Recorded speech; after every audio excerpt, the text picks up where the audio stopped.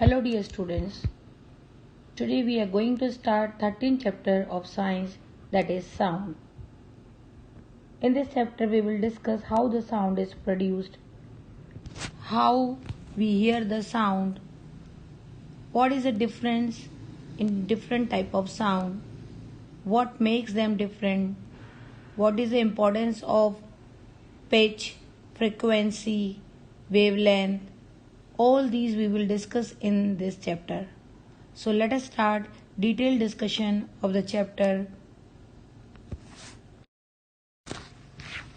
Introduction. Sound is something that produces the sensation of hearing in our ears. Every day we hear different types of sound produced by living beings as well as non-living things. We can recognize some of them even without seeing them. For example, non-living things like musical instruments, they produce different type of sound. So let us know what is sound. Sound is a form of energy. It is produced by the vibration of an object. When any object vibrates, it passes the energy in air particles which move from one place to another. Try this activity. Put your finger on your neck and say ah as loud as you can. Now say same word in the soft form. You will notice, and you can not only hear the sound but also you will notice that vibration inside your throat, which proves that sound is produced by the vibration of an object. Sound is a form of energy. It is carried by the waves. Vibration which produce sound are the to or fro motion of a particle from its mean position. Here you can see some examples. When we hit the drum, membrane of drum vibrates to produce sound. When we play a guitar, the string on it makes to or fro motion and produce sound. Medium. Sound always require a medium to travel from a source to the receiver. Different mediums of sound propagation are solid, liquid and gases.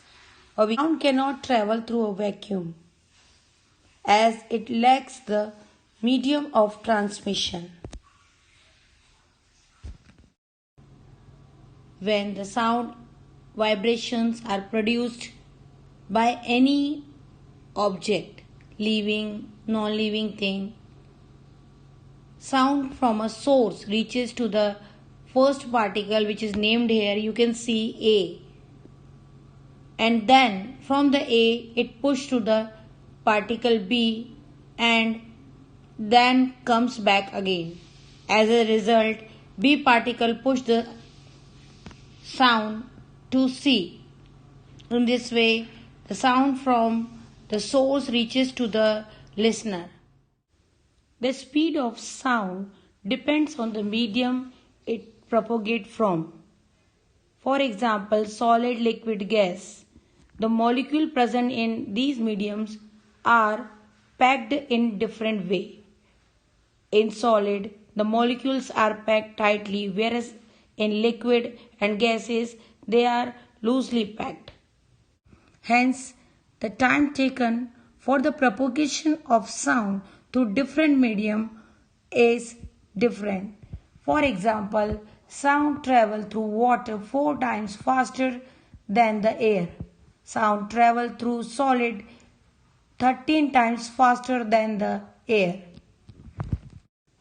As we know, sound is a mechanical wave and it needs a medium for propagation. So, sound does not travel in vacuum. For that, let us see one activity. Take a jar and suspend one electric bell in it. Now, close the jar and remove the air with the help of vacuum cleaner.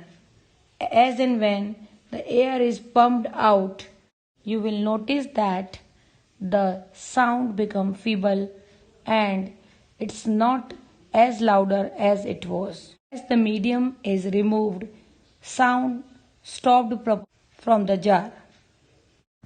How do humans produce sound? Human beings have a voice box or larynx which is present in their throat on the upper side of windpipe, as you can see in the picture. The larynx has two vocal cords. See, it is given on that side, which have narrow opening between them so that air can pass through it. As the lungs throw the air out of the windpipe, it passes through the opening and hence allow the production of sound as the vocal cord vibrates. The vocal cord muscle also play a important role in production of sound. Their thickness and tightness also are important for the quality of sound. Here we are ending today's session. In our next session we will discuss few more topic of the chapter. Till then, take care and have a nice day ahead.